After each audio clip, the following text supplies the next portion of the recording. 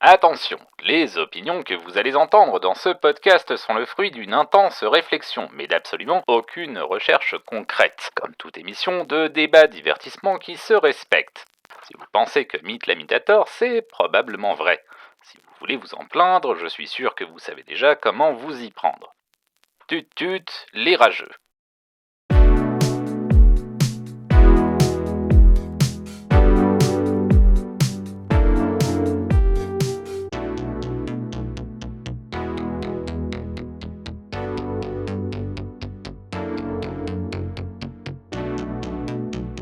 Salut tout le monde et bienvenue dans Hot Takes et Slow Burn, le podcast qui distille les cerveaux et rince les opinions. Je suis Mythe la Mythe, j'ai beaucoup de choses à dire, j'ai que ça à foutre. Et pour cette émission, je suis rejoint par des invités au féminin et au pluriel, par Eve et Jade. Salut Eve et Jade. Salut. Waouh, quelle intro incroyable.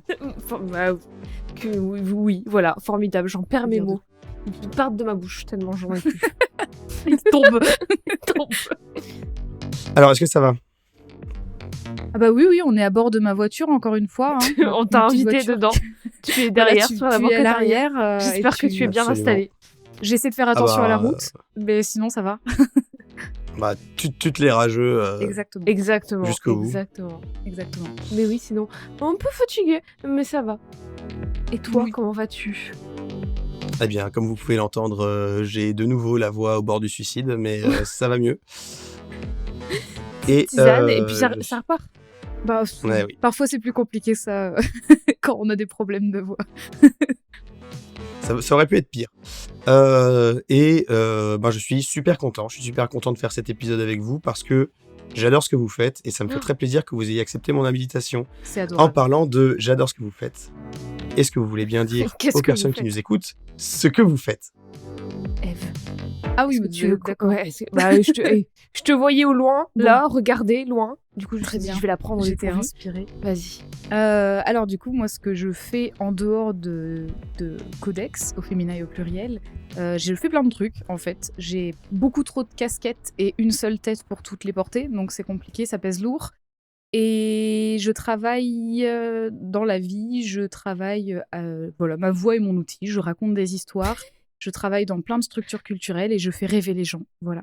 C'est beau. C'est beau. Ouais. Je l'ai Ta pas voix est écrite. ton outil.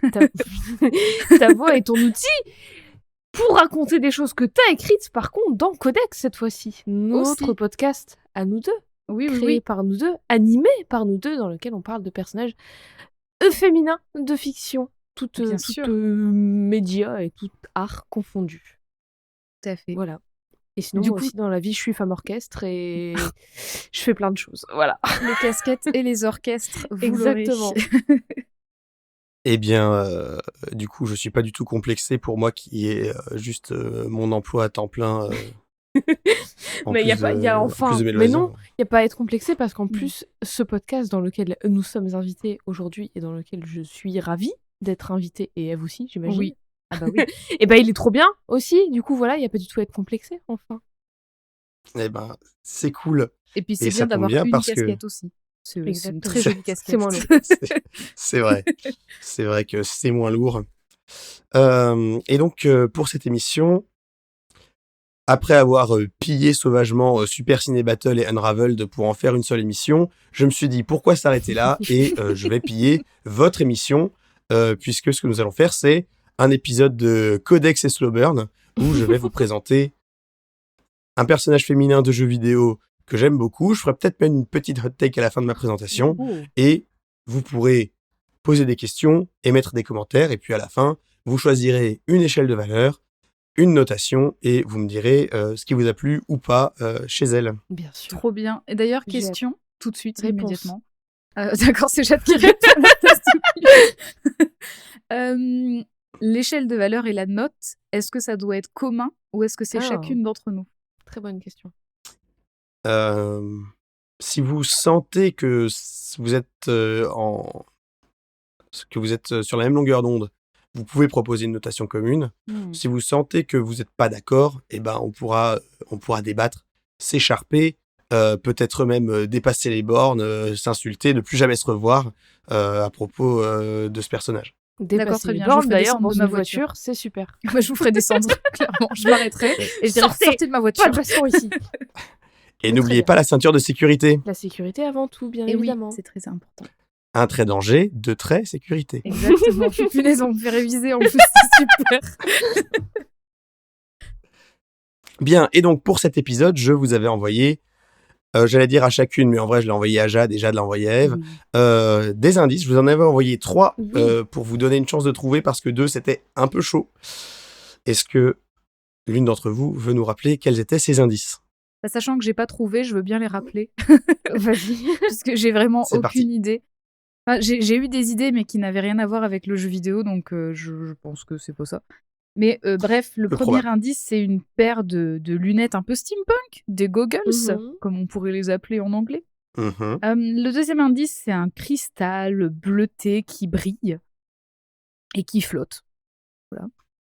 Et le troisième indice, c'est beaucoup de calculs très compliqués. Et autant vous dire que comme Jade et moi, on était littéraires, je n'ai pas résolu ces calculs personnellement. On dirait, tu sais, le même avec la meuf qui est comme ça. avec tous les Exactement, calculs. j'ai trop pensé à ça. J'ai pensé à ce même-là aussi.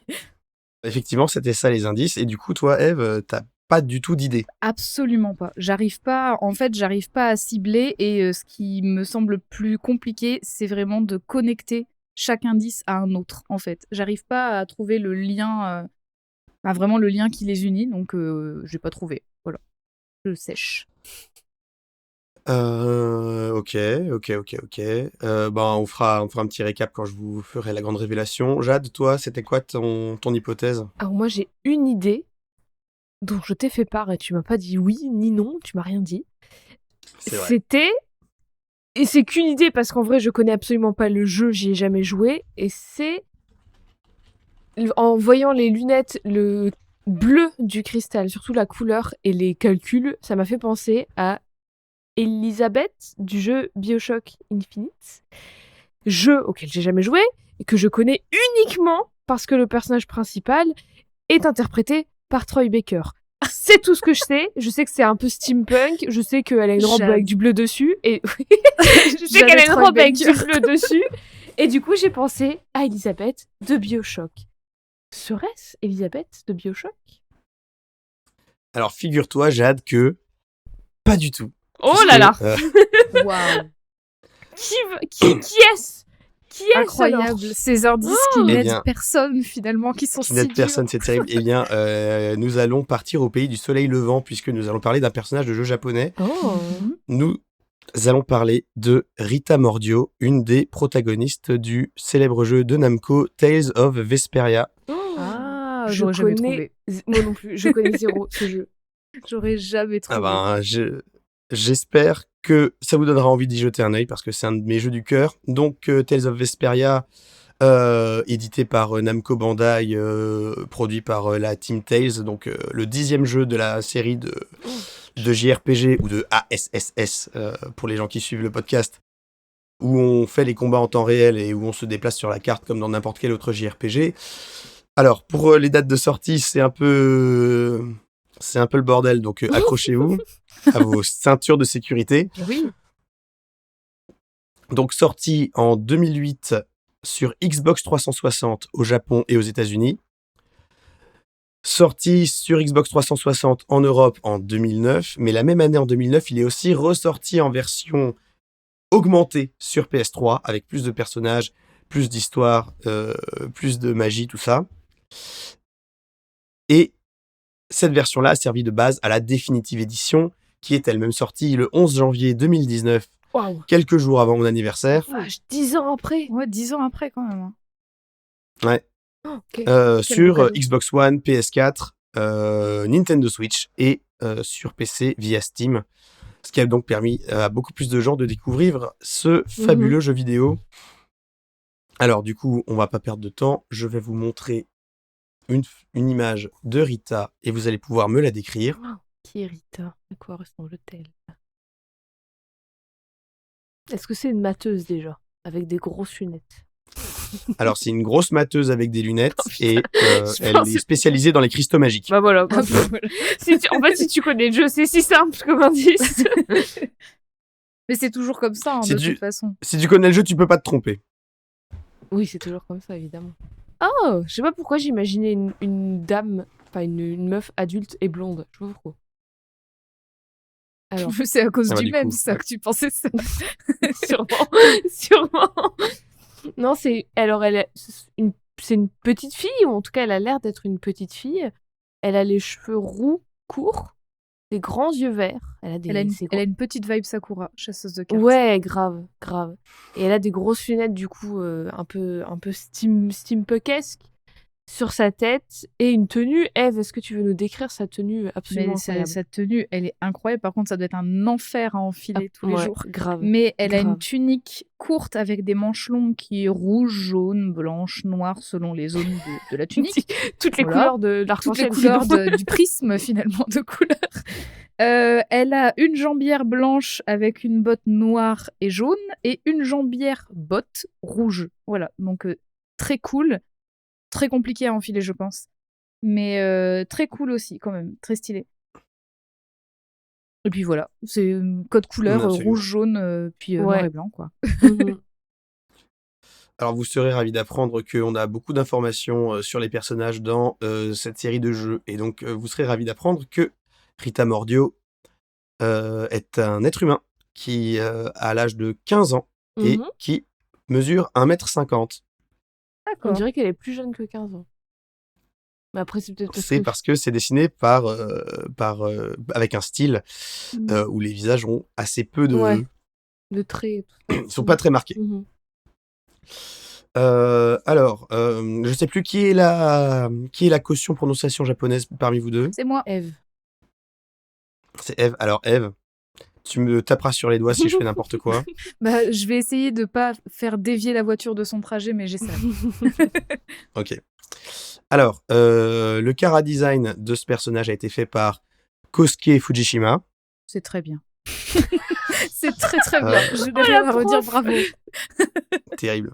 Elle a été doublée en japonais et en anglais. Elle a été doublée en anglais par Michel Ruff et en japonais par Rika Marinaga. Est-ce que on sait d'autres personnages Wow. qui ont joué ces deux comédiennes de doublage ou pas du tout? Alors, Est-ce qu'il y a un là tout de personnage... suite, J'allais dire, est-ce qu'il y a un personnage dans Peppa Pig? C'est ça qui m'intéresse. moi, Oui, c'est surtout ça parce que maintenant que j'ai Surtout réussi ça à qu'on donner veut. ça à Jade, maintenant elle ne je- demande que ça. je n'irai pas jusqu'à dire que c'est dans Peppa Pig parce que c'est une doubleuse américaine et j'ai pas été voir Peppa Pig en japonais, donc je veux pas me prononcer. J'adorerais. C'est clair. J'y ai jamais pensé, mais j'adorerais. Et donc, pour pouvoir parler de Rita, il va falloir que je parle un petit peu du jeu Mhm. dans lequel elle apparaît. Donc, on va parler un petit peu du jeu. Ensuite, on parlera de l'implication de Rita dans l'histoire. On parlera un petit peu de son gameplay, parce que c'est un point important dans un jeu vidéo de parler de comment le personnage se joue. Et puis, je vous parlerai un petit peu des thèmes qui sont abordés à travers son personnage, avant de conclure par ma hot take et par votre notation. Ça vous va ? Mhm. Ouais. Parfait. Déjà, c'est bon à savoir qu'on puisse la jouer parce que c'est vrai que nous, on a déjà Ouais. parlé de personnages dans des jeux vidéo mais qui ne sont pas jouables. Donc, Mhm. Ah ben là, vous allez être servi parce qu'en plus, spoiler alert, elle est très très sympa à jouer. Alors, donc Tales of Vesperia, sorti un petit peu au lance-pierre sur différents systèmes, différentes années. Donc un jeu de la série des Tales of, qui a commencé en 1996 sur Super Nintendo avec Tales of Fantasia, qui a démarré en Europe beaucoup plus tard, en 2004, avec Ah oui. Tales of Symphonia, qui était sorti sur GameCube. Et c'était un petit peu la sensation quand il est sorti. oui, je me souviens. Et ça, en fait, c'est le je me souviens de la deuxième sortie de Tales ce of livre. à sortir en Europe.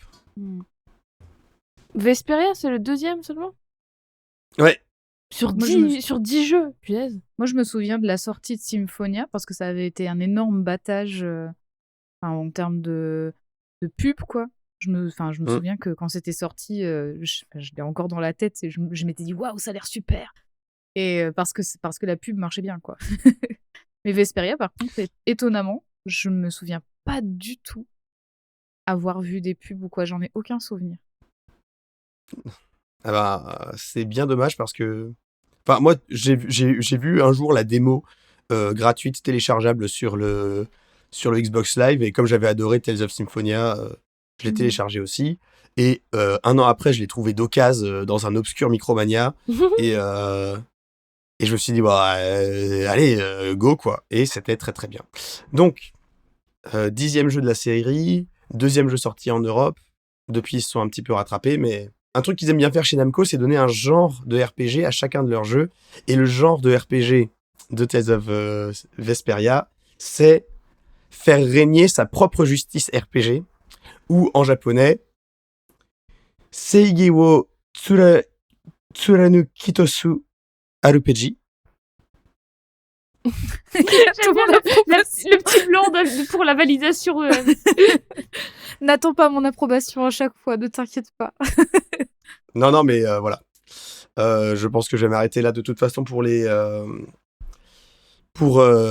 prononciations en japonais, mais j'avais envie de le dire celui-là parce que je trouvais ça marrant d'avoir un jeu dont le genre c'est faire régner sa propre justice. J'aime bien le Ouais, c'est concept. quand même. Ouais, c'est quand même.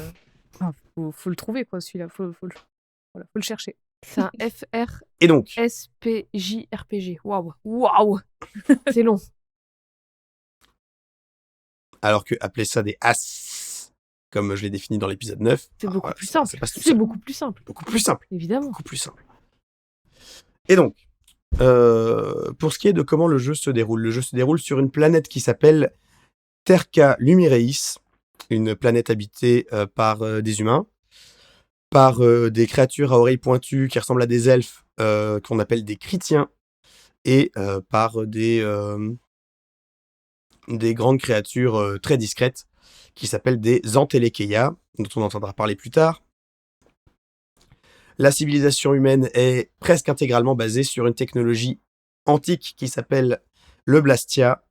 Alors un Blastia, c'est une machine qui fonctionne avec un cristal magique, et selon la nature du cristal et comment la machine est faite, ce Blastia peut servir à faire une fontaine, faire des armes, faire des véhicules, faire des infrastructures, et, très important, faire des barrières autour des villes, ce qui protège les braves citoyens et les braves citoyennes des attaques de monstres qui rôdent dans les terres sauvages qui entourent la civilisation.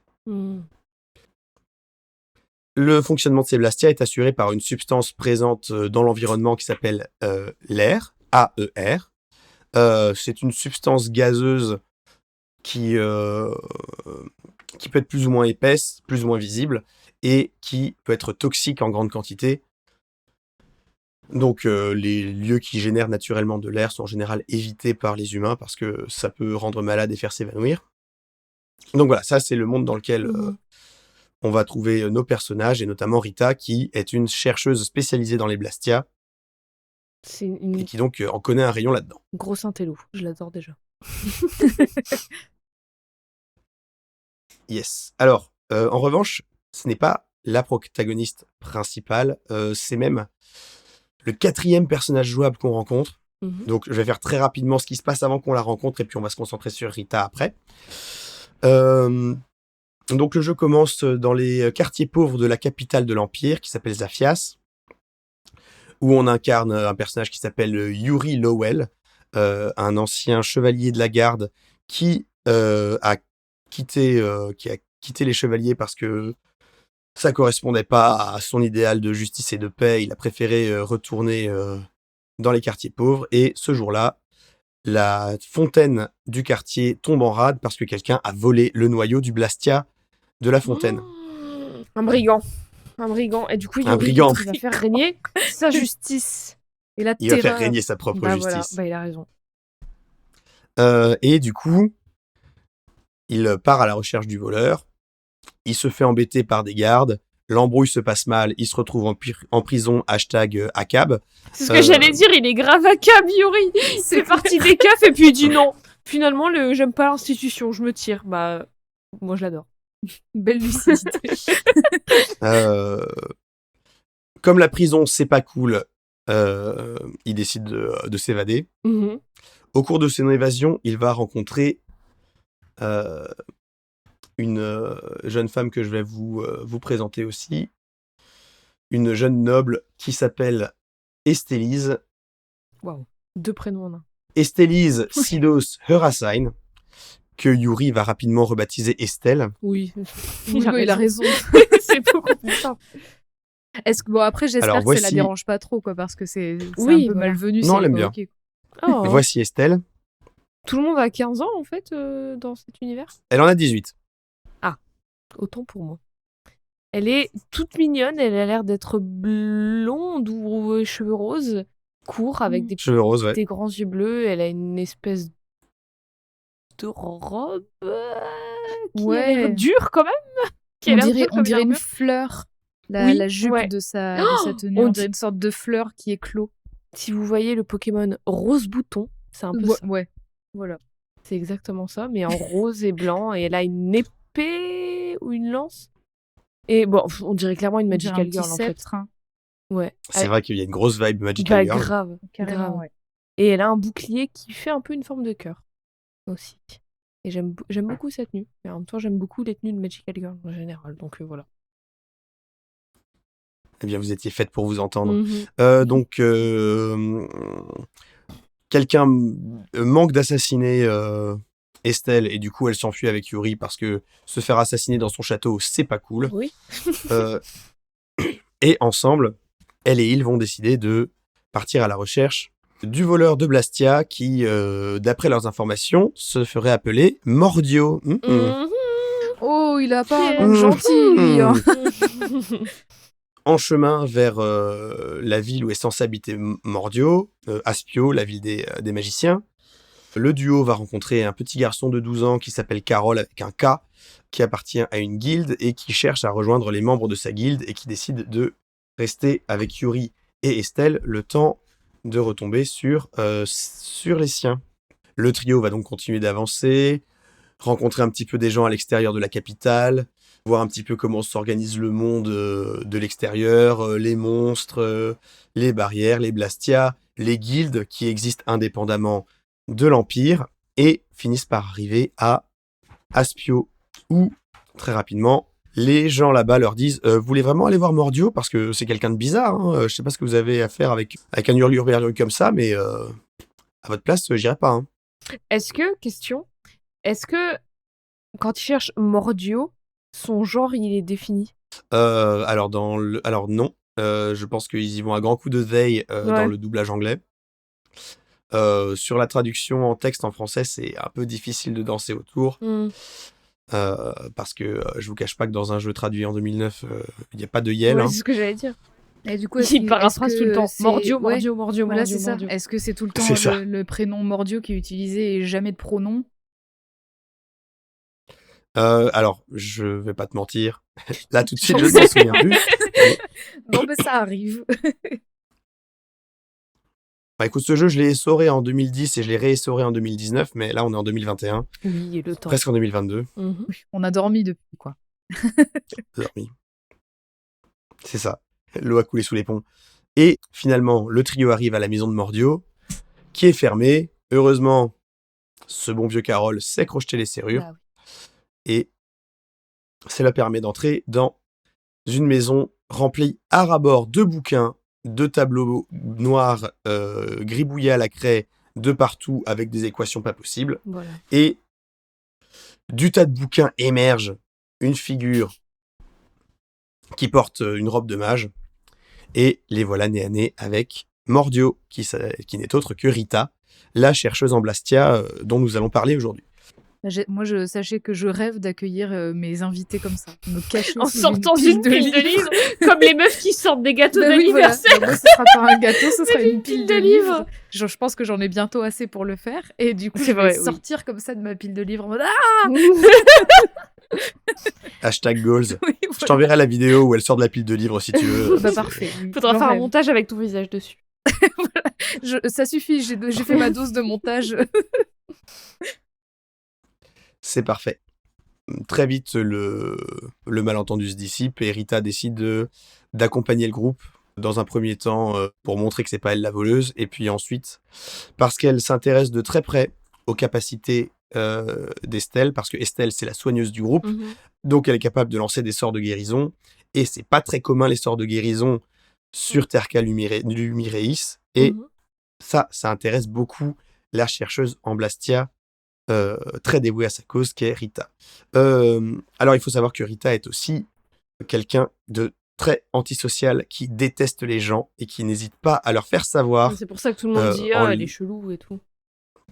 Ah oui, elle n'hésite pas à chasser les intrus de chez elle à grands coups de boule de feu Ah. ou à mettre des gros taquets à Yuri ou à Carole quand ils racontent des bêtises. En même temps, faut pas se laisser marcher dessus. Elle a raison. Oui. Exactement. Donc voilà, effectivement, comme vous l'avez dit, les autres chercheurs ont peur d'elle à cause de son caractère bien trempé et de ses tendances antisociales, d'autant plus que Rita est vraiment passionnée de Blastia, comme c'est pas permis, il y a que ça qui compte dans sa vie, au point que elle leur parle, elle leur prête des intentions, des émotions, Mm. elle considère le mésusage des Blastia comme de la maltraitance, et elle considère la destruction d'un Blastia comme un meurtre. Ah oui. Hmm. C'est vraiment lithothérapie plus quoi. C'est elle, ses améthystes et tout ça, tu touches pas. Hein. Ces petites pierres. Jamais de la vie. Jamais de la vie. Mais alors, elle s'intéresse pas que à la pierre, elle s'intéresse aussi au châssis, hein, puisque c'est les deux qui font le Blastia, Ouais. sinon il n'y a pas d'effet. Parmi les autres effets qu'on peut faire sur les Blastia, pour justifier que c'est un JRPG où on peut gagner des niveaux, ils ont tous ce qu'on appelle un Body Blastia, qui est un Blastia qui permet d'augmenter les capacités au combat, les réflexes, la force physique, et qui permet de justifier qu'au début, ils galèrent contre des rats géants, et qu'à la fin, ils peuvent se battre contre des démons et des dieux. Oui, voilà. C'est comme les matérias dans Final Fantasy VII. C'est indiscernable. Oui, bah voilà. Et donc, il se trouve que, justement, au cours de leur voyage, le Quatuor va rencontrer une figure mystérieuse qui porte une grande armure blanche, qui vole à dos d'un petit dragon, et qui détruit les Blastia. Mais Et ça, Rita, elle peut pas le c'est supporter. non. Ça, c'est non. Ça, c'est Ah, fini. ça, non. Prison, même si Yuri est pas content. Mes livres pas rangés, oui, mais ça non. Elle va surnommer cette personne la chasseuse de Blastia et va la déclarer comme son ennemi juré. Il se trouve qu'au cours de leurs aventures, le groupe va se retrouver à s'associer avec la chasseuse de Blastia, qui est une chrétienne, donc les gens avec les oreilles pointues, qui s'appelle Judith. Alors, je vais vous envoyer une image de Judith. Ne m'en veuillez pas, Oula. c'est pas ma faute. Oui, c'est pas toi qui as fait le Cara Design, c'est ça. Cara Design C'est a ça. problème, attention. Et sachez que c'est un personnage très, très bien écrit, et très intéressant et très fun à jouer, et qu'on peut l'habiller autrement. Oui, bah voilà, non, mais après, dans les JRPG et dans plein d'autres jeux, c'est enfin, voilà quoi, ça arrive.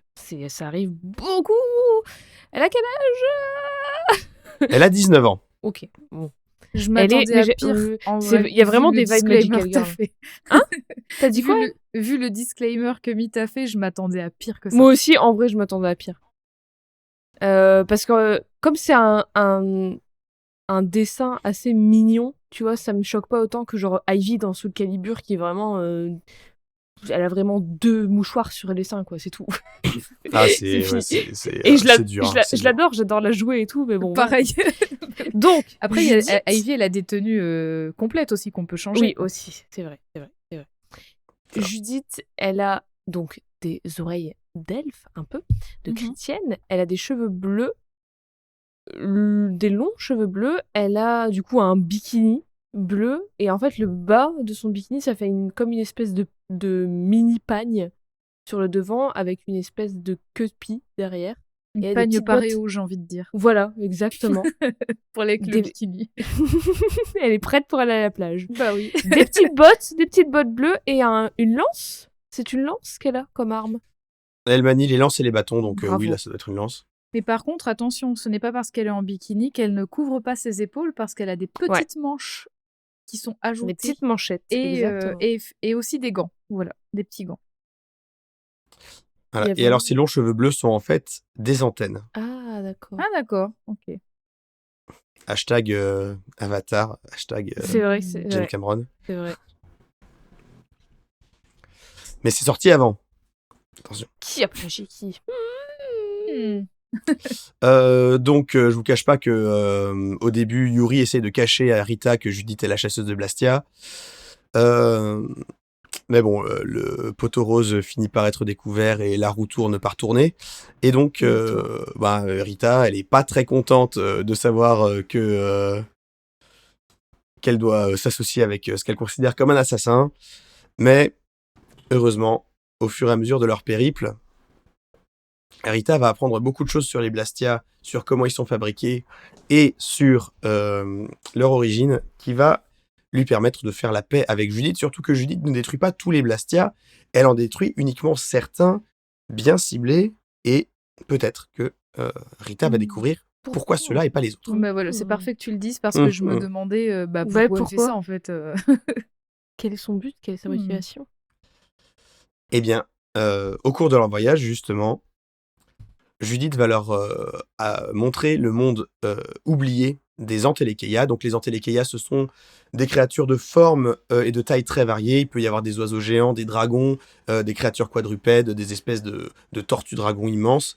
Le petit dragon qu'elle utilise pour voler, Judith, qui s'appelle Baoul, est lui-même un Entelekeia sous sa forme larvaire, qui évolue dans le jeu et qui devient gigantesque. Et les Entelekeia sont en fait des créatures tout à fait naturelles qui ont pour fonction dans le monde de manger l'excès d'air et du coup éviter qu'il s'accumule et qu'ils deviennent toxiques. Donc ils ont un rôle dans l'écosystème très important. Oui, c'est l'espèce qui régule finalement tout ce qui peut poser problème, quoi. Comme par exemple les abeilles et plein d'espèces en voie d'extinction, par exemple. Alors, fait les miens. Oh là là, oui, c'est un jeu qui est pas subtil sur ses parallèles avec la crise environnementale. Hein. On n'est pas très subtil chez Codex non plus, si ça peut te rassurer. Donc... c'est un jeu où il n'y a pas de sous-texte, il n'y a que du texte. Oui, c'est ça. Écoute, au moins, c'est pas plus mal. On comprend. Bah oui, c'est pas plus mal. Et donc, les Entelekeia sont une espèce pratiquement éteinte, surtout que 10 ans avant les événements du jeu, il y a eu une grande guerre dont on apprend plus tard que c'était une guerre entre les humains et les Entelekeia, et que cette guerre a fait de nombreuses victimes. Au cours de leur voyage, donc, ils vont rencontrer des Entelekeia, discuter avec elles et eux, et un de ces Entelekeia, qui s'appelle Pharaoh, qui est une espèce de phénix qui vit dans le désert, va être très hostile envers Estelle, la traiter de poison insipide de ce monde, et dire qu'elle est une menace pour la survie de Derkel Humireis. Bon, c'est dur quand même. Première rencontre, tu te fais insulter. Bonjour, comment ça va? Non, rien. Tu t'appelles comment? Leurs recherches vont les mener à Miorzo, la ville des chrétiens. Les chrétiens sont les descendants de la civilisation antique qui avait inventé les Blastia, et dans la ville de Miorzo, il n'y a aucun Blastia. Les chrétiens ont laissé tomber les Blastia, ont décidé de s'en passer pour leur vie de tous les jours et pour leurs activités, et le groupe va se rendre compte de ça grâce à une ancienne prophétie que l'ancêtre de Miorzo va leur montrer, et qui dit que le monde est en danger à cause de l'enfant de la pleine lune, qui est ce comment avait été appelé Estelle, et à cause de quelque chose de pas très bien compris qui s'appelle l'Adéphagos. On va y revenir. Moi j'ai une question. Beaucoup d'informations, mais je résume 70 heures de jeu. Oui, non mais oui. J'ai une petite question vis-à-vis de toutes ces espèces, ces civilisations. Est-ce que tout le monde parle et tout le monde parle la même langue? Alors, les humains et les chrétiens parlent la même langue, et entre les nations humaines, ils parlent la même langue aussi. Tous les Entelekeia ne parlent pas la langue commune, et certains d'entre eux, il n'y a que Judith qui peut parler avec. D'accord, ok. Judith, c'est un peu Elisa de la jungle. Elle transmet. Elle parle aux animaux pour parler aux humains après, pour leur dire c'est ça. Voilà. Et puis après, elle vit des aventures incroyables dans son van. Avec son singe. Et son frère qui fait... Elisa de la jungle, je sais pas, j'ai très envie de la mettre sur... Bah oui, allez, on l'ajoute. Voilà, ça y est, ça devait arriver, on y est. Du coup, le groupe va continuer ses recherches, voir ce que c'est que cette histoire d'enfant de la pleine lune, Ouais. qu'est-ce que c'est que cette histoire de poison insipide. Mhm. Et Rita, elle a beaucoup suivi Estelle. Et elle a compris un truc. Elle s'est rendue compte que Estelle, elle se servait pas de son body blastia pour lancer ses sorts de soin. Ah. D'où qu'ils viennent ces Hmm. sorts. Et bien, il se trouve que les enfants de la pleine lune ont cette capacité de lancer des sorts sans blastia parce que leur propre corps, C'est un Blastia. leur propre physiologie est un blastia, mais un blastia biologique et donc Formidable. avec une efficacité et un rendement très faible, ce qui fait qu'à chaque fois qu'elle lance des sorts de soin, elle consomme d'énormes quantités d'air Hmm. pour le faire. Mais du coup, les enfants de la pleine lune, c'est des humains? Ou c'est une autre race à part entière? Alors, Oui et non, on va dire. T'as tout grillé là. T'as grillé ces cartouches. Alors, non mais après ça c'est du contenu additionnel post-game optionnel Ah, ok. avec des donjons super durs associés. C'est des humains interféconds avec les humains de la surface, mais pas exactement Ok. le même patrimoine génétique. Ok. Hmm.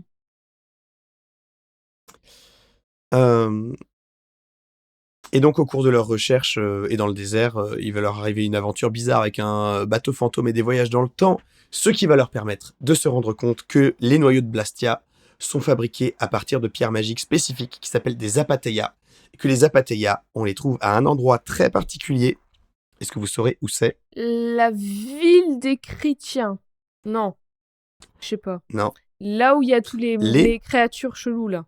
Ouais, moi j'aurais pensé ça aussi. Eh ben, c'est pas loin. C'est dans les entrailles d'un Antélékeia, Ah bah, puisque ah. tout au cours de sa vie, un Antélékeia mange de l'air. Cet air Ah bah oui. se condense et se cristallise dans son corps via la digestion et à sa mort donne un apathéia. Ces apathéias peuvent ensuite être divisés en petits morceaux qui font des noyaux de Blastia ou utilisés tels quels pour faire un Blastia barrière. C'est le Tu es cycle né de de la la vie. terre C'est et beau. tu retourneras à la terre. Incroyable. Exactement. Elle a c'est, bien dit. c'est épatant. On en attendait pas tant. Et donc, pour avoir des Blastia, il faut des Antélékeia morts. Ça pourrait expliquer pourquoi, 10 ans auparavant, il y a eu une grande guerre entre les humains et les Antélékeia, au moment même où une nouvelle sorte de Blastia surpuissant est apparue et qu'il fallait des grandes quantités d'apathéia pour pouvoir les faire fonctionner. Attends, t'es en train de me dire que dans ce monde de fiction, on laisserait des populations mourir pour pouvoir créer des nouvelles technologies? Pour prendre des ressources. Complètement impensable. Invraisemblable. Vraiment, je Invraisemblable. comprends. Mind blown, Bah non, mais... inimaginable. mais oui, voilà, j'oserais même pas imaginer ça. T'imagines si ça se passait sur Terre, quoi. Dans la vraie vie, non mais... Oh, bon. Non, je déconne. Mais imagine quand même. Imagine quand même. Et donc, le groupe arrive à la conclusion que, en fait, quand beaucoup d'air est généré par la surconsommation des Blastia, les Antélékeia essayent de manger l'air en trop pour équilibrer l'environnement, mais quand un Antélékeia mange trop d'air, il se transforme en monstre incontrôlable, perd sa conscience et devient une créature sans esprit, prête à tout dévorer. La Déphagos. Et quelques aventures après ça, après s'être battu contre le chef des chevaliers qui essaie de détruire le monde pour le reformer parce que c'est trop le bordel, Il veut reboot et le ils se monde. rendent compte que dans le ciel, derrière le ciel, se cachait un gigantesque Adéphagos de la taille de la planète, à force de tout l'air accumulé par l'utilisation des Blastia, prêt à dévorer Tercalumireis, et que là, le temps presse, il faut trouver à tout prix une solution pour empêcher cet énorme machin qui ressemble à une goutte de pétrole géante avec des tentacules.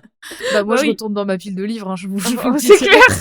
direct. Salut, c'est fini pour moi. Ah bah j'ai Allez. ma pile à livres à finir, là ça tombe bien. Ah bah, je t'avoue que quand tu vois la déchirure dans le ciel se fait, à voir cet énorme machin qui en sort, Horrible. Déjà, c'est pas ultra bien. déjà que rien que la lune là qui se casse la gueule dans Zelda Majora's Oh. Mask, ça me terrifiait. Alors ça, non merci. Déjà rien que la déchirure dans Futurama, s'il te plaît.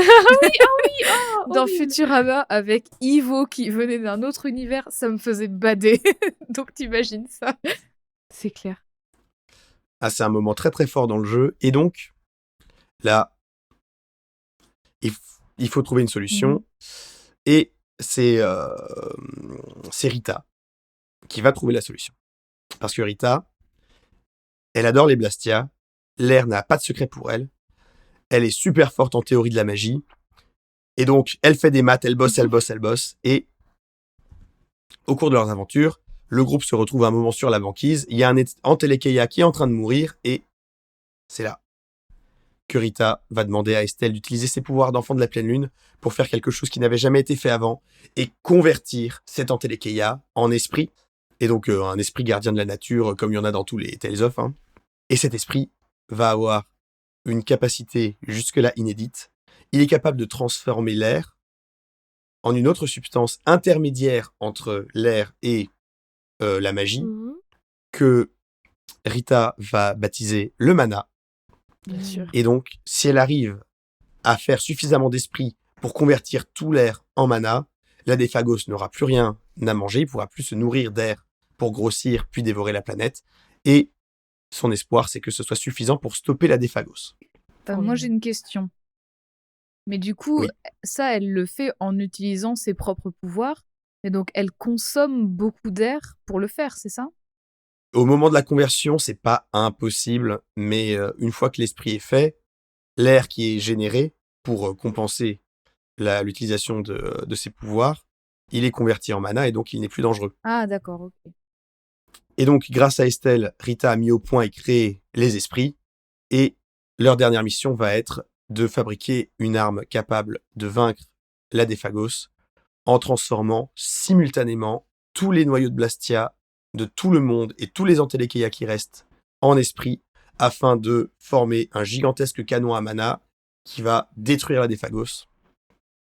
Et au passage, sacrifier tous les Blastia, l'œuvre de sa vie, le sujet de toutes ses recherches, la seule chose qu'elle a jamais aimée avant de rencontrer le groupe et de se faire des amis. Tout ça parce que c'est la seule alternative réaliste pour sauver le monde. Et c'est ce qu'elle va faire. C'est Donc, C'est beau. l'expertise scientifique et la passion de Rita pour les découvertes lui permettent de ne pas se laisser aveugler et de trouver un moyen de sauver le monde durablement. On va en reparler un petit peu après quand on verra les thèmes qui sont abordés à travers son personnage. Ça me fait rire parce On va que parler un petit peu. pendant tout le long, c'est genre très l'écologie, les esprits, l'air et tout. Puis après, un gros canon. Hein, on va prendre un gros canon pour bien lui c'est- péter la gueule au Oui, méchant. mais tu vois, c'est pas parce qu'elle s'intéresse à la magie qu'elle est pas quand même une personne de science, tu vois. Oui, non, mais je veux dire, ils sont en mode Absolument. on transforme le truc méchant qui bouffe la terre en esprit gardien de la nature et on les met dans un putain de canon, mon gars. Écoute, tu vas. ouais, il y a pas Alors, de raison. Il y c'est- a pas de c'est raison qu'il n'y ait pas plutôt- d'armement, tu vois. C'est plutôt une épée et c'est un peu métaphorique, un peu littéral. C'est-à-dire que c'est pas vraiment une épée qui tranche la Déphagos, c'est plutôt que la lame de l'épée, je fais des guillemets avec les doigts, nous sommes dans dans un média auditif, merci les gens. La lame de l'épée, en fait, c'est plutôt un flux de Ouais. transformation en Ok. mana, et du coup, en étant touché, la Déphagos est transformée en mana, Ah, ok. plutôt que vraiment coupée en deux. Ok. Je retire ce que j'ai Donc, ça a les atours d'une arme, mais c'est pas exactement une dit. arme. Mhm. Alors au niveau du gameplay, donc dans le groupe de Oui. personnages qu'on peut incarner, Rita c'est la magicienne, celle qui lance des sorts. Elle le fait en faisant des trucs très stylés. Je vais vous envoyer une vidéo où elle lance des sorts. Je vous laisse la regarder en bed pendant qu'on parle, voir un petit peu les animations. C'est très cool, hein. Il y a des cercles magiques dans tous les sens, de couleurs différentes selon les éléments qu'elle utilise. C'est très chouette. Mhm. Comme c'est une magicienne, les sorts qu'elle lance sont plutôt puissants, sont capables de faire beaucoup de dégâts aux ennemis, mais sont un petit peu lents. comme les personnages de magiciens dans les JRPG. Mm. À une petite différence près, c'est que d'une part, Rita, elle se bat aussi avec des attaques de corps à corps qui ont des noms complètement formidables, comme par exemple Zeta fois Psy égale Phi, Oui, Oui. j'adore les Alors, maths. Oui, J'adore les maths. Ou encore- Je suis une grande matheuse, j'ai fait ou prépa maths. encore Zeta égale Delta Tau facteur de Oméga Oh là là. Rho, J'ai arrêté les maths en seconde, Rita, Bah s'il alors, te plaît, attends, c'est arrête-toi. maths option grec. ou Lambda égale infini.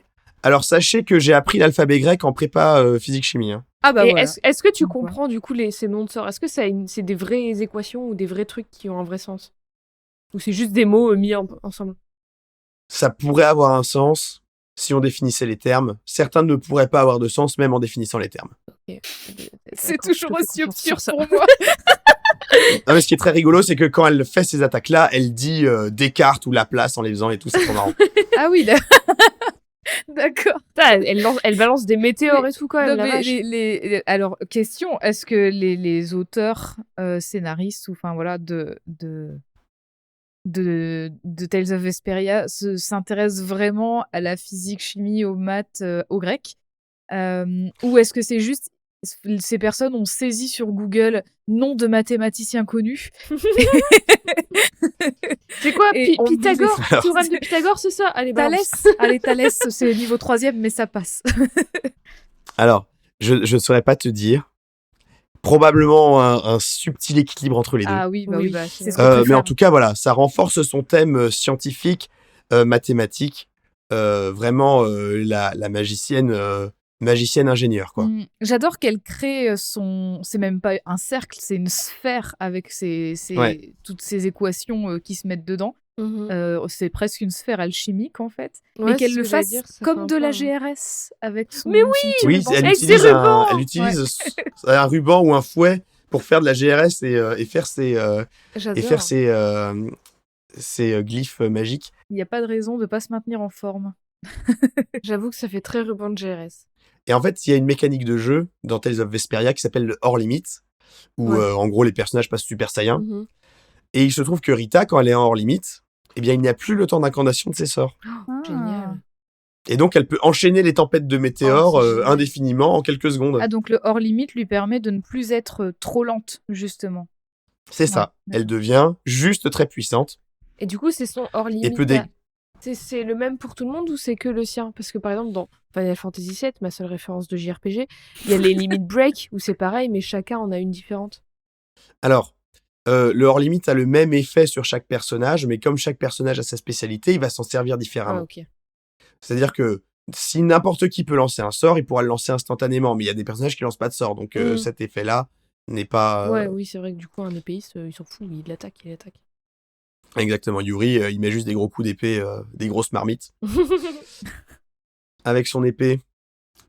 Voilà, en termes de gameplay, cette particularité, associée à quelques capacités spéciales savamment choisies, permettent à Rita d'être en hors limite tout le temps, de ne pas consommer de points de mana pour lancer ses sorts, et donc tu peux spam Ouais, grave. des effets qui prennent toute la zone et maraver tout le monde indéfiniment en Trop bien. appuyant sur le bouton comme une grosse brute, Mhm. et c'est trop La bien. meilleure façon de jouer. D'ailleurs, question, vous préférez jouer quelle classe de perso quand vous jouez à des JRPG? Ah bah j'allais poser la même question. Moi j'hésite. J'aime plusieurs classes. J'aime bien les mages justement, mais j'aime quand même bien. Après là c'est vraiment je suis meuf très standard, mais j'aime quand même bien les épéistes parce que je les trouve bien pratiques en fait. Dans le sens attends. où ça attaque vite, bien Ça fort. castagne, Enfin ouais. voilà, ça castagne tout de suite. Mais j'aime bien les mages quand même parce que c'est vraiment stylé les animations. Enfin voilà, ça m'intéresse beaucoup plus aussi de ce côté-là. Grave. Et en termes de praticité, c'est un vrai mot? Je sais pas. Oui. Les archers aussi, parce que t'es à la Ah, distance carrément. et du coup tu te prends moins de coups. Malinx. moi. Ah, bien vu. Malinx. Et pourtant, je joue pas à beaucoup de RPG. Encore une fois, j'ai joué à Final Fantasy et j'ai joué à un autre truc qui s'y ressemble, mais c'est pas un JRPG, mais c'est Dofus. Mais du coup, il y a aussi ce système de classe et tout. Et donc voilà. Tout à fait. Mais oui, les mages, je kiffe. Bah, moi, c'est comme Eve, hein. J'aime les guerriers, j'aime les magiciens, et s'il y a moyen de jouer un guerrier mage, Bah voilà. Ah, bah voilà. Euh, je suis là. Parfait. Bah, du meilleur coup, des deux mondes. je pense avec nostalgie à Fire Emblem Awakening. Bah, J'ai oui, pu je m'en jouer les doutais. deux. Puisque ton personnage fait les deux, donc c'est parfait. Ils ont tout compris. Eh bien, ils ont tout compris. Et donc, voilà, Rita, grâce à cette capacité de hors limite, où elle remplace les incantations par littéralement blablabla. Ah, J'aimerais bien pouvoir faire voilà, ça. ça c'est vraiment parce qu'ils ont pu trouver de nom de mathématicien. C'est moi qui lis des maths. Je lis juste blablabla, je comprends rien. Ah oui. Donc, normalement, quand elle lance un gros sort, c'est toute une litanie Ouais. de phrases plus ou moins pompeuses, plus ou moins religieuses même, en parlant de faire tomber les cieux sur les pêcheurs ou des conneries comme ça. Là, c'est Ah juste oui. blablabla, tempête de météores, c'est parti. Oui, D'accord. ouais, j'aime bien. Et donc, c'est le personnage le plus puissant du jeu, avec les animations les plus stylées. Elle fait de la GRS pour lancer ses sorts. Il n'y a rien à acheter, tout est parfait. En plus, enfin, que ce soit le personnage le plus puissant du jeu, c'est logique puisque c'est celle qui connaît vraiment tout de toute Bah la oui. magie et qui Eh l'a oui. étudiée et tout. Du coup, elle sait la pratiquer mieux que quiconque. Hmm. Et c'est elle qui met au point la méthode pour sauver le monde. En Et plus. donc, En plus. c'est pas illogique que dans le gameplay, ça se retrouve Mhm. aussi. Donc ça, c'était pour le gameplay. On va parler un petit peu des thèmes qui sont abordés à travers le personnage de Rita. Ensuite, il y aura ma conclusion et puis on parlera de ce que vous en avez pensé. Donc voilà. Rita n'aime pas les gens. Elle est plus à l'aise avec ses recherches et avec ses Blastia qu'avec des vrais êtres humains. Mais sa rencontre avec Estelle va lui donner le sens de l'amitié, le sens de la proximité et, d'après certaines scénettes qu'on peut voir, peut-être même un attachement plus fort que juste de l'amitié envers Estelle. Hmm. Tiens non. Et malgré son amour pour les Blastia, malgré l'animosité qu'elle a envers Judith au départ, elle va rester lucide quand elle apprendra la vérité sur les Blastia. Et malgré l'amour qu'elle leur porte, elle choisira de sauver l'humanité en sacrifiant les Blastia plutôt que de les conserver, alors que plusieurs antagonistes dans le jeu, eux, choisiraient plutôt de détruire l'humanité pour sauver le monde que de détruire les Blastia. Smart move de sa part parce que ça veut dire qu'elle survit quand même. Parce que bon, Oui. Oui, bah, ça aide. Et puis du coup, ça ouvre son champ des possibles de recherche sur la magie. Oui, bah oui, complètement. c'est vrai. Parce que du coup, Mais il y a- le truc, c'est qu'elle commence misanthrope et elle finit par choisir l'humanité quand même. Ouais. Mhm. Elle a une bonne évolution. Ouais, c'est clair. Et donc, voilà, pour moi, Rita, c'est le symbole du triomphe de la science sur l'égoïsme des hommes, spécifiquement des hommes, hein, parce que c'est... il n'y a pas beaucoup d'antagonistes femmes dans le jeu. Oui, bah, ça me dérange pas. Hein, hashtag Menartrash. Oui, bah oui. On se sait. Mais, et Voilà. puis, le triomphe de la science, mais aussi, du coup, en même temps, de la nature. Parce qu'elle Bah allie oui. les deux. Justement, Ouais. c'est grâce à la science qu'elle sauve la nature, en fait, qu'elle sauve Puis le en monde. soi, elle parce que- crée Ouais. une nouvelle forme. Enfin, c'est De elle qui a magie. l'idée de créer la nouvelle forme de magie qui allie la Ouais. magie et la science. Donc, elle crée un entre-deux de cette passion, en fait. Donc, c'est super intéressant. Et puis, attention, peut-être que je vais loin, mais le bail, tu disais qu'elle disait des phrases un peu religieuses quand elle lançait des sorts et tout. Il y a un peu ce truc un peu spirituel associé à la magie et qui est souvent Mm. mis en opposition avec la science. Et là, le Mhm. fait est qu'elle rassemble les deux. C'est beau, je trouve. C'est vrai que c'est un beau moyen de les rassembler. Et donc, ma hot take, Oula. c'est que c'est le meilleur perso lanceur de sorts que j'ai jamais vu dans un jeu vidéo. Faites un jeu anti-surel, en fait, tout simplement. Voilà, hein, rangez vos Gandalf, rangez C'est vos clair. Geralt, Oui, bah oui, super, on aurait pu. Merci. Fini. hein, rangez Jade a vos parlé. Bibi, Rita Forever, je vais me la faire tatouer. C'est pas déjà fait? Eh ben, dis donc, ça m'étonne. Bah, je trouve pas C'est- tant que ce soit une hot tech parce qu'en vrai, c'est. Enfin, tu nous l'as bien présenté, donc. Oui, je j'avoue, suis la hot plutôt take, ça aurait d'accord. été finalement, je la déteste. En fait, Oui, voilà. c'est un mensonge. Je l'avais En fait, kiffé, mais en fait, je elles la sont très hais. mauvais, donc je l'aime pas. Mais du coup, est-ce que elle est populaire ou pas? Est-ce qu'elle est aimée par beaucoup de gens? Est-ce que les gens s'en foutent un peu? C'est quoi la vie globale sur elle? C'est difficile à dire. Si t'as joué à Tales of Vesperia, Ne serait-ce qu'à cause du gameplay, tu l'adores. En plus, dans ses interactions, elle est souvent très sarcastique, très cassante, et elle se laisse pas marcher sur les pieds. Donc, ça fait toujours du bien de voir quelqu'un qui sait imposer ses limites et qui fait ça avec style. Du coup, est-ce que vous avez une échelle et est-ce que vous avez une notation? Pas réfléchi. Est-ce que t'as une échelle de valeur? Alors, bah, je pourrais compter sur des rubans de GRS, mais je C'est- ne sais pas combien. T'as pensé à ça aussi? T'es dans ma tête en fait. Sors de ma tête, Eve. Pardon, Mais bah, alors, je du sors. coup, un nombre. Oui, parce que j'ai pas envie d'utiliser l'année, parce qu'il y a beaucoup d'années de sortie. Et puis, je note trop sur les C'est ce que années, j'allais j'attends faire. la marre. Non, c'est ce que j'allais faire aussi. Ah, bon, bah... Sur 15, parce qu'elle a 15 ans. Ah bah oui. Allez, Sur 15 rubans de rubans de GRS. GRS. Vas-y, dis ta note, Eve, si tu l'as. Mais je pense on va être globalement pareil. J'hésite.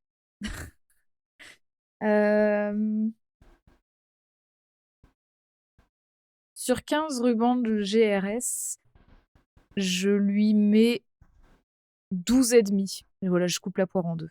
Je savais pas dire entre 12 et Pas mal. 13. Je Moi, lui j'allais mets mettre 12 13. et demi. Toi, tu mets 13. En fait, Ouais. justement, j'hésitais entre 12 et 13 parce que j'aurais peut-être aimé en savoir plus d'elle, notamment si tu dis qu'il y a des scènes où on la voit s'énerver, etc. Enfin, savoir si... Enfin, ce qu'elle pourrait dire spécifiquement pour voir si on peut pas creuser plus son personnage, enfin son caractère. Mais sinon, à part ça, elle est vraiment trop... Enfin, elle est trop cool. Tu l'as bien décrite. J'adore son évolution. Le fait que justement, au début, elle est très misanthrope et qu'elle ne vit que pour ses recherches et pour ses calculs, ses livres, enfin toute sa vie qu'elle consacre au Blastia, et que finalement elle est prête à les sacrifier pour sauver sa planète en fait, ce qui est Ouais, mais elle le en elle soi le sacrifie un pas bon, vraiment, voilà. tu vois. Genre, c'est pas comme si elle remplaçait son amour des recherches et de la science Non. pour autre chose. Oui, en plus Elle continue de kiffer ça et c'est ça. maintenant, Et puis elle a de l'amour pour ses potes, elle a de l'amour pour l'humanité, Ouais. et puis Mais le fait elle- qu'elle remette en question, enfin qu'elle réussisse à remettre en question justement tout son amour pour les Blastia, parce qu'elle savait pas trop l'origine de ses recherches, enfin finalement d'où et ça même venait. ses Et le fait qu'elle le connaissances remette aussi. en question, c'est qu'elle remette en question tout ce qu'elle sait pour quand même s'en servir et faire quelque chose de mieux derrière, tu vois. Bah, Enfin, c'est comme ça c'est que quand même vachement l'évolution, bold ça aussi. fonctionne en fait. Genre elle dit j'ai une Littéralement. idée et elle te sort le truc Qui sauve le monde. elle te sort Tiens, un si truc on de testait ouf. ça, je sauve Un l'univers. truc de ouf, seconde 1, il n'y a pas d'esquisse, il n'y a pas de test, non, on n'a pas le temps, donc on fait le gros truc Ouais, on tout n'a de pas le suite. temps. Donc oui, je trouve c'est vachement bold et tout. Là, la vidéo que tu as envoyée, c'est trop intéressant aussi de voir comment elle est animée selon les différentes attaques et tout. Parce qu'il y a parfois des gros plans sur son visage avant qu'elle lance une attaque et tout, donc ça permet aussi de voir un petit peu plus du personnage. Donc je la trouve vraiment intéressante, je la trouve trop bien. Tout pareil, mais 2 points en moins, parce que, après, peut-être que juste t'en as pas parlé, mais est-ce que sa famille, ses origines, son enfance et tout, s'est développé dans le jeu, ou dans un spin-off, ou un DLC, ou un truc? Elle est orpheline. Ah, oups! J'ai oublié de le dire. Oups. J'ai mis les pieds dans le plat. Bah, et au moins, maintenant, je sais. J'ai complètement voilà. oublié de le dire. Maintenant, au moins, on sait. Et du coup, ça renforce d'autant plus le truc qu'elle se trouve une petite famille, j'ai envie de dire. Oui, bah oui, c'est sa Ouais, famille oui. choisie finalement. Mais oui, mais du coup, c'est ce que tu disais. J'aime beaucoup le fait que elle remette en question ce qu'elle connaît. Et parce que ça va être très terre à terre ce que je veux dire, mais c'est en posant des questions et en remettant en question ce qu'on sait déjà, qu'on va apprendre des nouvelles choses, qu'on va peut-être nuancer ce qu'on sait déjà, et du coup qu'on va évoluer dans tous les sens du terme. Du coup, je trouve ça vachement cool de voir ça dans un JRPG des années 2000. Bon, voilà, tu vois, j'y connais pas grand-chose en JRPG des années 2000, mais globalement, pour moi, j'ai une vision très... c'est de l'heroic fantasy où ils se tapent dessus. Et du coup, je trouve ça cool. Et on sait, Dieu sait ce que Jade aime de l'heroic fantasy. Ah oui, C'est autre ça, chose. effectivement, je me suis dit, un petit JRPG là, Jade, je vais la tenir jusqu'au bout, y a pas de problème. C'est vrai que t'es servie en ce moment. Bah après, en vrai, j'aime Bah après, j'ai pas joué à beaucoup de JRPG, mais j'aime bien Mhm. Final Fantasy VII, mais c'est plus de la science-fiction que de la fantasy. Mais genre Secret of Mana, je sais plus auquel on a joué, lequel on avait sur Game Boy Avec Advance, la là. meuf habillée tout en bleu. Ouais, Oui, c'est celui-là ça. j'avais bien aimé. Non, c'est Sword of Mana. Sword of Mana. Qui est Mais moins bref. connu. Et oui, et un autre petit point en moins parce que je suis pas maxi fan de son chara design. Voilà, c'est tout. Mais voilà, c'est perso. Mais sinon, oui, je l'aime beaucoup. Et D'accord. tout ce qu'on a dit, tout ce qu'Eve a dit. Voilà. Donc 13 Parfait. Revenge RS sur 15. Eh ben, c'est une très chouette note. Vraiment, jouer à Tales of Vesperia, les gens, c'est un des meilleurs JRPG auxquels j'ai joué. À ce jour, c'est le meilleur Tales of auquel j'ai joué. C'est une expérience de gameplay vraiment chouette, avec une histoire très très belle, où il se passe des choses très fortes, hein, parce que là, on a parlé juste de ce qui se passe avec Rita et les Blastia, mais il se passe aussi beaucoup de choses avec les autres personnages, et ça aborde plein de thèmes, en prenant parfois des décisions de narration très radicales.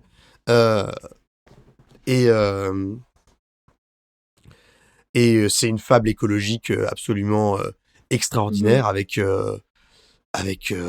voilà, une métaphore pour le pétrole très bien amenée, une métaphore pour les conséquences du pétrole Subtil. très très bien amenée aussi, et l'espoir de voir une solution, et une solution qui en plus met tout le monde d'accord. Ça fait vraiment ça fait du bien, quoi, de voir des sujets comme ça abordés assez frontalement et avec une note d'espoir à la fin. Ouais. Donc vraiment, je vous le recommande très chaudement. Il coûte plus très cher en plus maintenant sur Steam, hein, et la version de 2019, c'est pas la révolution graphiquement par rapport à la version de 2008. Donc il n'y a pas besoin d'un ordi de compétition pour le faire tourner. Si vous avez une Nintendo Switch, ça tourne nickel dessus aussi. Donc jouez-y, c'est trop Voilà. bien. Voilà. Voilà, il a fait sa propagande. Est-ce que t'as joué à d'autres Tales of? Alors oui, je suis comment dire ça de manière élégante. Un très grand fan. Je suis leur petite chose, ils font ce qu'ils veulent de moi. Ah d'accord. Donc n'importe quel jeu qui sort, tu y joues. Oui, y compris des pas bien. Bah il y a toujours, Ah, c'est comme Final wow. Fantasy, il y en a des pas ouf hein, dans le lot. Ouais, j'ai fini Final Fantasy 9 enfin, et Je me souviens. 2 tiers super et 1 tiers c'est quoi ces conneries. Je me souviens, moi tout ce que je sais c'est que le 8, il est à chier, poubelle, et le dernier qui est sorti, j'ai haï. Voilà, tout simplement. Ah, le 15, tout le monde le déteste. C'est le 15, ouais, celui où c'est 4 mecs dans une caisse pendant des heures et des heures. Ouais, c'est ça, Bah c'est là, le là, on trop met chiant. 3 personnes C'est dans le- une caisse. Hein. Fais gaffe à ce que tu dis parce que sinon moi je m'arrête et je vous fais descendre.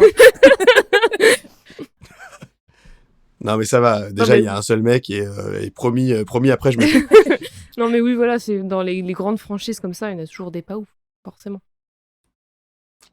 Je Mais réfléchis, ouais, je réfléchis à forcément. est-ce qu'il y a un Pokémon que j'ai détesté. Du coup, voilà, moi j'ai sorti ma hot take de l'épisode, c'est que il y a des Final Fantasy que je trouve à chier. Et ben du Est-ce coup une j'en take, j'en je ne sors sais pas. j'en sors une sur Pokémon. Sachez vas-y, que j'ai dis-nous détesté Pokémon Vas-y, Diamant vas-y. et Perle et que par contre, attention, je vais redonner sa chance avec les remakes. Voilà. T'as Je vais redonner sa chance au jeu. En fait, Je savais pas que t'avais détesté. j'aimais pas les chara-design des Pokémon de la 4G. Oh, moi J'aimais j'adore. pas les À part musiques. Créfollet, mais sinon je les adore. En fait, il y avait pas mal de choses que j'aimais pas et que genre les musiques, je les apprécie maintenant parce que je les ai réécoutées depuis, mais sans jouer au jeu. J'ai essayé de jouer à Platine, j'ai pas trop aimé non plus, et donc là, avec les remakes, peut-être, on J'espère. verra. J'ai grand espoir que tu Et aies. est-ce que...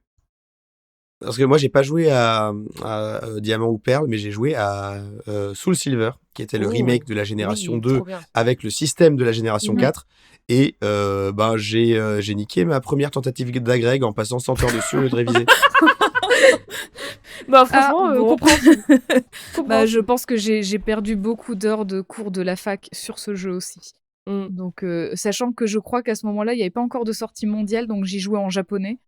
Donc vraiment, c'était Oh là là. pour me pourrir la vie. Ah, les bonnes Parce ambiances. que j'ai Quelle joué à la vraie version japonaise, il y a la version française qui est sortie, j'ai joué à la version française, donc enfin, je travaillais pas beaucoup quoi, à l'école. Bravo à vous. Bon, c'est derrière nous maintenant. Oui, hein. voilà, faut pas dire bravo, c'est pas super. Travaillez à l'école, Ne les gens. faites pas ça. Je les connais pas. Vous avez le droit de prendre des pauses, mais quand même.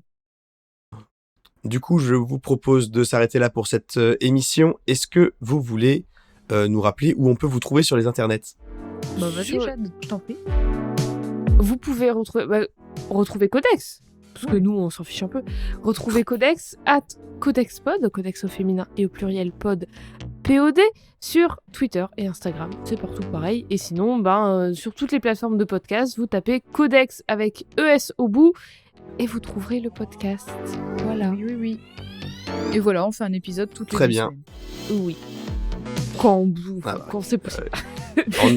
En alternance avec Hot Texas Slow Burn, comme ça, chaque vendredi, Voilà. vous êtes bien Ah bah servi. oui. Exactement. Complètement. Jamais vous avez toujours un truc à écouter. C'est formidable. Formidable. Et merci beaucoup de nous Bah avoir invités. C'était un grand plaisir Merci déjà beaucoup. d'être invité. Parce que voilà, elle est trop cool l'émission. Du coup, c'est trop bien d'être invité dedans. Et en plus de découvrir Rita. Parce que, Oui, et puis voilà. quel honneur de nous faire un épisode spécial Codex. Oui, bah oui, finalement, grave, c'est trop bien. Grave. Ça fait trop plaisir. Ah bah, ça m'a fait très plaisir aussi. Je rappelle aux personnes qui nous écoutent que Hot Texas Slow Burn est un podcast Studio Carton C. N'hésitez pas à aller écouter Pragmastic, le podcast qui vous parle d'expériences de jeu. Merci à Simon pour la musique du générique. Merci à Paul pour le montage. Merci à Vincent pour la voix au début de l'épisode. Et puis, d'ici là, je suis toujours Mythe et continuez à ouvrir votre esprit en jouant à des jeux vidéo. Allez, à 2 semaines tout le monde. À 2 2 semaines. semaines. Bientôt. Bientôt.